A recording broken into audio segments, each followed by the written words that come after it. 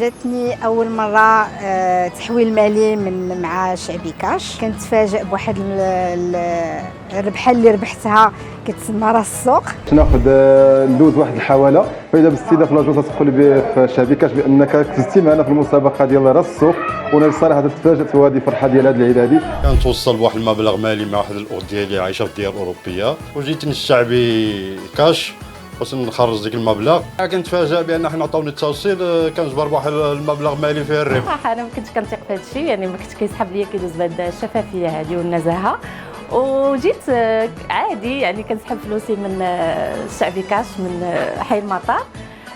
حتى كنتفاجئ بالبنت كتقول لي راه فزتي بالجائزه الكبرى اللي هي الخروف راس السوق.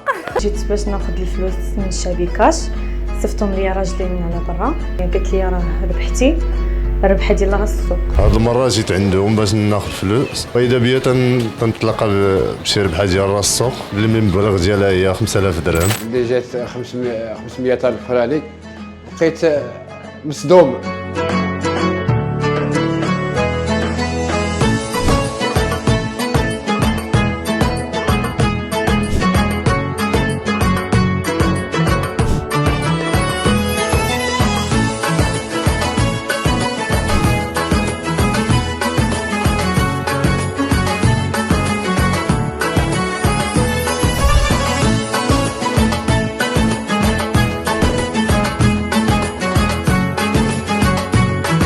وكنشكر بزاف الطاقم كامل ديال شعبي كاش. ايوا شبرنا ديك المبلغ مالي، الله يجازي الشعبي كاش. فتنتمنى من الناس اخرين انهم ان شاء الله يحاولوا انهم يشاركوا وياخذوا ثقتهم في شعبي كاش. كنشكر الشعبي كاش، كنشكرها كاملين فيهم اللي خدامين فيه. فرحانه حتى ربحت الربحه ديال راس السوق.